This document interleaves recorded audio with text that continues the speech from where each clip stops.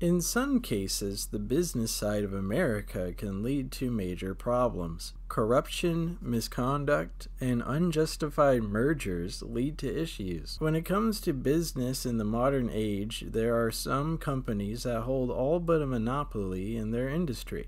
America has let many groups own major amounts of multiple industries, which creates more troubles between companies in said industries. Microsoft's growth in the gaming market has made many changes within it. Mergers are a known situation in the space, but their rate of doing so has led to some negative reactions. The creation of the Xbox made waves in the industry, along with heavy hitters in Gears of War and Halo. The other side of this video is Activision, who became well known for Tony Hawk's Pro Skater and many third-party names. The latter is who I'll talk about more due to Microsoft being such a large corporation. Activision was originally known as Computer Arts, and later Mediagenic. Activision was founded by Alan Miller, David Crane, Bob Whitehead, and Jim Levy in October 1979. They became well known when making games for the Atari 2600. For just around a decade, Activision's major works were all for Atari's consoles. The company grew quickly from the founding 4 to over 60 employees. Atari's hold on Activision made them great sales and advancements in the way they make games for their consoles. They made 101 games for Atari at this time, which includes separate ports of games for all of the company's consoles. The exhaustion from Activision made an interesting situation. Activision was called tedious and frightening to work with by Atari. There was a moment in the 1980s where Atari tried to embargo Activision's games for being sold as well. Somehow Activision continued to work with Atari after the gaming crash. Gaming began to expand with several other brands making games and consoles. There was a sudden influx in growth for the industry, but the idea of publishers for games wasn't capitalized on. This led to the industry bustling and falling apart, with the market being destroyed for a moment as well. More developer studios were made, but they couldn't achieve funding or release agreements with the companies that made consoles. Due to Activision being one of the first independent third-party developers, they were able to sustain themselves in a deal with Atari. Activision had a very difficult time establishing new games for most of the 1990s. After many trials and errors, Activision quickly gained major appeal. They had to wait until Tony Hawk's Pro Skater in 1998 to gain interest. The sudden growth in the industry started to bury Activision under other companies at the time. Their luck began to grow with Tony Hawk, and they became huge in the 2000s. After Tony Hawk, Marvel began to discuss with Activision on a licensing deal to make games with their characters. Activision made several movie games along with standalone titles with Marvel. In 2003, Call of Duty started, and by 2007, it blew up to one of the most popular franchises in the industry. Guitar Hero also started to give major sales in 2006. With Tony Hawk, Marvel games, Call of Duty, and Guitar Hero, Activision became one of the lead companies in the industry.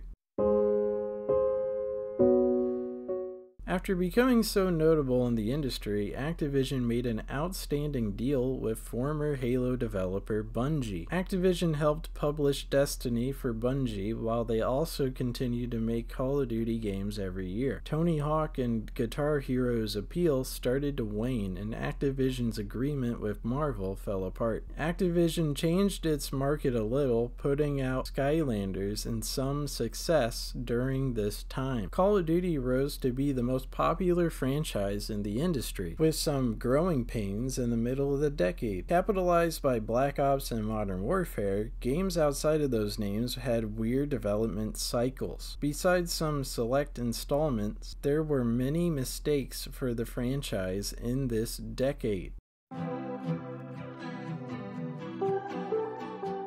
So far, the 2020s have been very barren for Activision. Beside games from former merger branches, Activision has only worked on Call of Duty. Additionally, many scandals from their Blizzard Entertainment section has made their public appearance sour. As of this moment, Activision's Call of Duty Modern Warfare 3, that released in 2023, is one of the most disappointing games in the franchise, highlighted by a poorly written campaign and boring gameplay.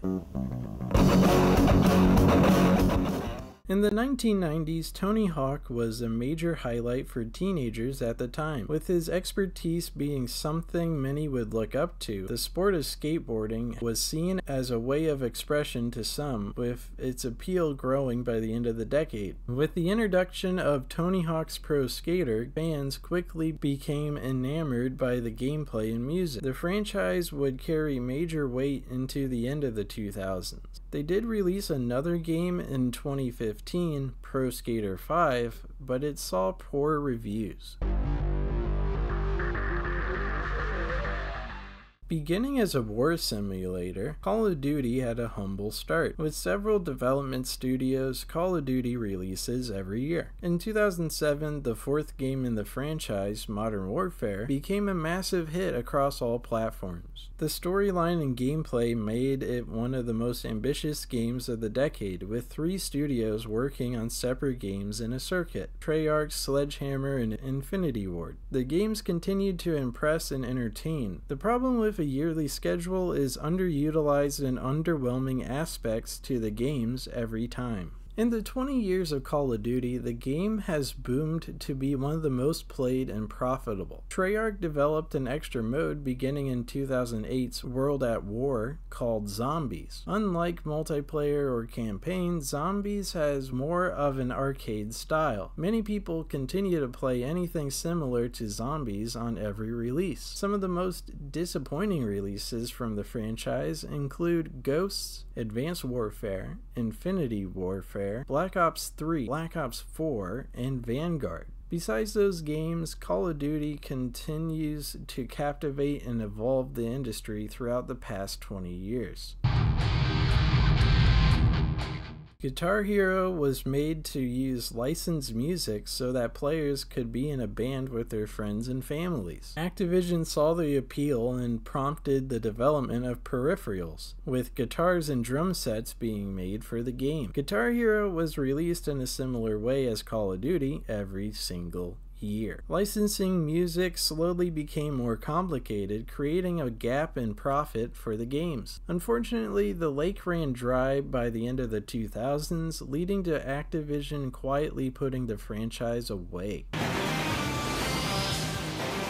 Before the Marvel Cinematic Universe boom, the company agreed with Activision to release games with their characters. This included movie games and standalones, leading to decent sales throughout their deal. Spider-Man and X-Men became high-ticket franchises that would release quite regularly. Some of the games released under the agreement included tie-ins with the Sam Raimi Spider-Man films and a few of the X-Men films of the 2000s and 2010s.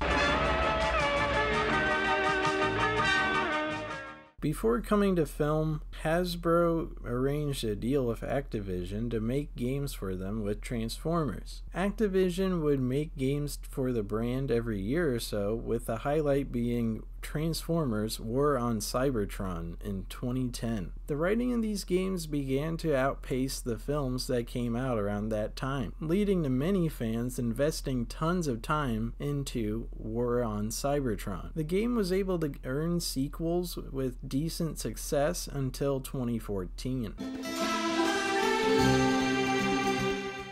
The premise of Skylanders is to scan in and play with action figures separate from the game itself. Characters would have distinct different powers and attacks, and could be scanned into later installments. Disney, after retracting Marvel from Activision's publishing rights, would develop a similar game to Skylanders called Disney Infinity. While gaining the IP for Spyro, the character was reintroduced in Skylanders' first first installment. The game became a success, causing the development of several sequels until the end of the 2010s. Microsoft did Bungie dirty in 2010, with the studio being forced to separate from them after churning out dense games. Activision was open to collaborate with Bungie, helping them create Destiny's microtransactions with strong success. Activision forced their hands when it came to the financials for the game, leading to many season passes and separate purchases needed for it. After helping with the release of Destiny 2, Bungie moved away from working with Activision, becoming part of PlayStation in 2023. Somehow Activision got attached to one of the most critically acclaimed games in the 2010s. Sekiro: Shadows Die Twice, made by From Software, had troubles when being released outside of Japan. Activision helped by stepping in and licensing it throughout the rest of the world. There are no rights to Sekiro owned by Activision, but it is interesting that they were able to help out on a very impressive game. Around the same time as the development cycle for Skylanders, Activision was able to own Crash Bandicoot as well. Developers from the game quickly worked on remastering the originals, which got impressive reviews on release. Activision noticed the success, quickly demanding a new game. Crash Bandicoot 4 came out in 2020 with great sales as a result. Additionally, they also remade Crash Team Racing to work with new modern generation servers. Before expanding on Microsoft, I'd like to discuss Blizzard Entertainment's portion of Activision. After several years of making games like World of Warcraft and Diablo, Blizzard began to have financial issues. They quickly became for sale, leading to a merger with Activision in 2008. Blizzard and Activision worked separately from each other, but they released through a joint name. Activision never forces their hands on Blizzard sequels, letting their sibling company work on games completely independent. Blizzard became famous for Warcraft, Starcraft, and Diablo in its early days. The reception for their games led to more success with sequel games going into the 2000s. Fan bases for Blizzard's games would go to BlizzCon, a convention for their games, every year. Blizzard released Warcraft 3, Starcraft 2, Diablo 2, and World of Warcraft during this time. Due to the always updating nature of World of Warcraft, it quickly became the focus for the studio. As World of Warcraft continued to be popular, some of the developers were moved to Diablo 3. More expansions were made for World of Warcraft, along with smaller games like Hearthstone and Heroes of the Storm. Overwatch was released in 2016, which was a major release. Overwatch rejuvenated the appeal of Blizzard, having tons of support until the end of the decade. The game would get its own esports league, the Overwatch League, which would close in 2023 due to low appeal. The continued support of Overwatch and World of Warcraft led Blizzard to release remasters throughout the 2020s. World of Warcraft Classic, Warcraft 3 Reforged, and Diablo 2 Resurrected came out with little backlash. Classic's release revitalized the player base for World of Warcraft. Overwatch 2 and Diablo 4 came out at this time, but they were both lukewarm at release. Classic World of Warcraft continues to get remade versions of old expansions. With the release of the first Diablo in 1997, Blizzard quickly began to be seen as one of the top developers in the industry. The eerie atmosphere and dystopian characters captivated players, resulting in tons of sales for Blizzard. Diablo 2 came out in 2000 to an even bigger response. The latter two sequels started a negative trend, unfortunately, with several issues plaguing both. Diablo is still a mainstay franchise, but it is getting more difficult to support it.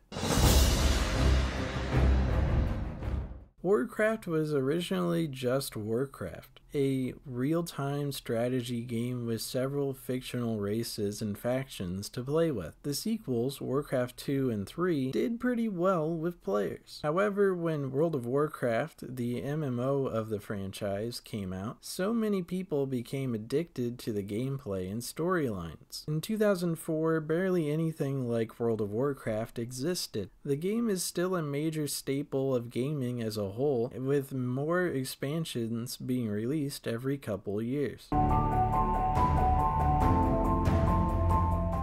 Overwatch is a game that not many people would have anticipated. Similar to Team Fortress 2, Overwatch lets the player select between multiple character types. The game became really big in 2017 and 2018. The esports league and competitive nature of the game introduced the masses to the likes of XQC and Timthetatman. The game had a sequel, Overwatch 2, that got berated and disowned by many in the fan base. After noticing such a boom in the popularity in gaming, Microsoft decided to make their own console to compete with Sony and Nintendo. The company quickly developed a console and brand for the industry. After some time working on the console, the company made an effort to have several exclusives. Halo, Gears of War, Forza, and several rare branded games established themselves onto the Xbox console. Said to release in late 2001, the original Xbox gathered a massive fan base. The Xbox was seen as the third uglier console brand to begin this decade. It slowly grew to one of the best-selling, with the Xbox 360 making substantial growth for Microsoft. The sudden influx in interest made selling their next consoles easy. Xbox as an entity has held strong for over 2 decades, and Microsoft's backlog of financial support means it'll likely continue to stand into future console generations.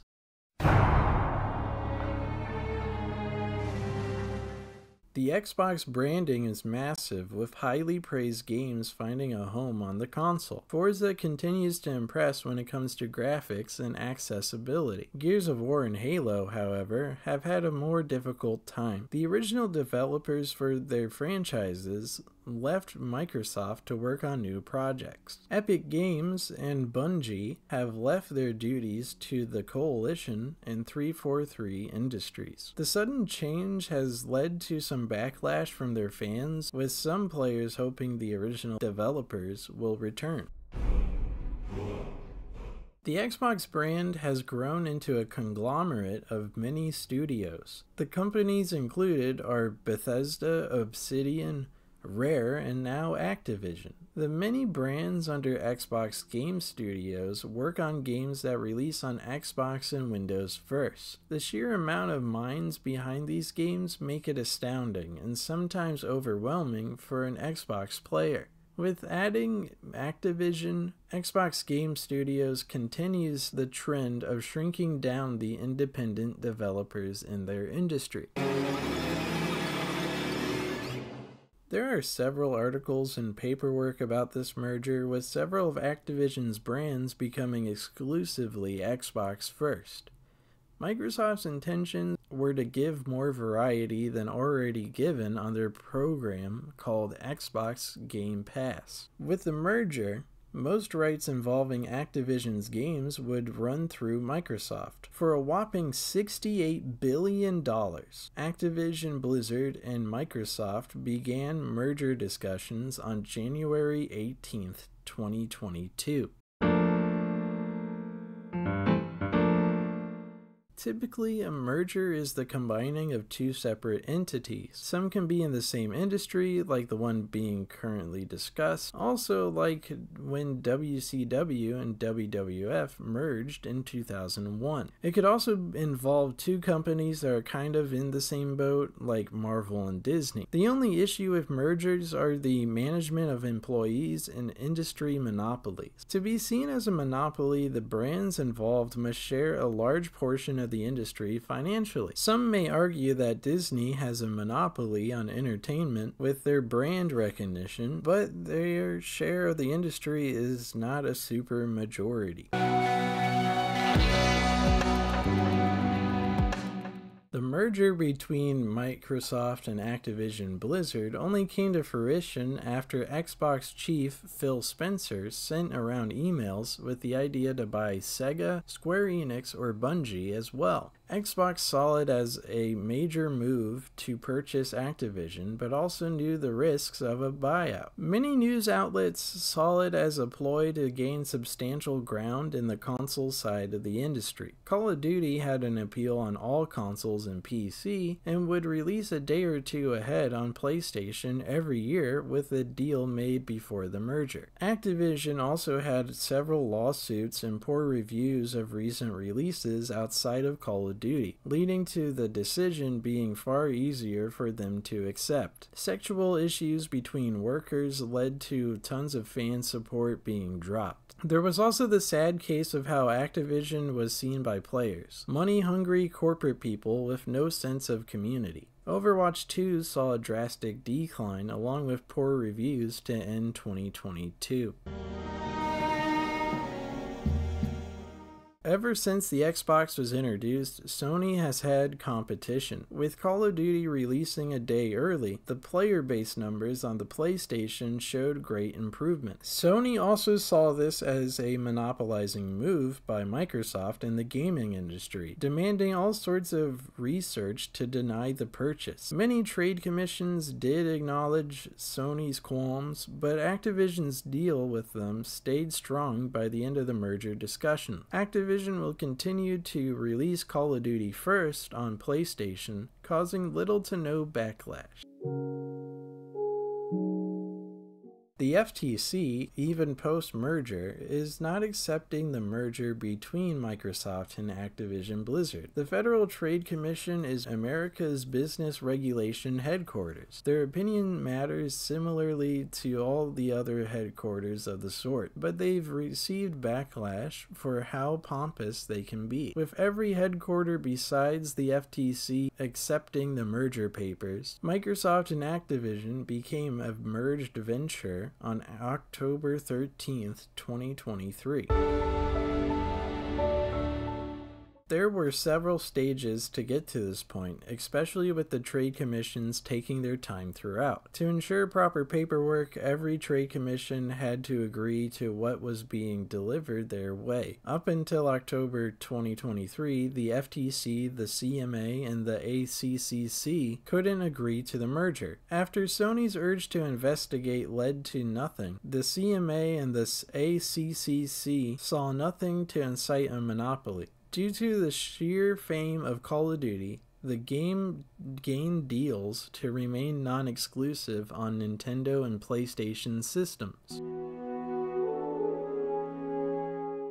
As of writing, the merger has only been in effect for about a month. Activision Blizzard's recent releases, Overwatch 2 and Diablo 4, have very small player bases. Call of Duty's newest release, Modern Warfare 3 2023, is one of the most popular games released this year. Microsoft has begun work on several projects, including Halo, Call of Duty, Forza, The Elder Scrolls, World of Warcraft, Fallout, Sea of Thieves, Starcraft, Diablo, Gears of War, Wolfenstein, Doom, Overwatch, Dishonored, Rage, Quake, Ghostwire, Starfield, Killer Instinct, Fable, Guitar Hero, Psychonauts, State of Decay, Crash Bandicoot, Spyro, and Tony Hawk's Pro Skater games coming in the future. The future of gaming means consolidation, apparently. Merging companies can work as long as they are still independent from each other in some capacity. The gathering of Microsoft and Activision will lead to more interest in the Xbox Game Pass's PC portion. but could also lead to a lack of trust between them. Maybe there will be more mergers, or maybe there will be more partnerships, like what's happening with Sony and Bungie. The world of the gaming industry has led to many failures, but Activision Blizzard and Microsoft plan to stay afloat for a long time. Thank you for watching this video.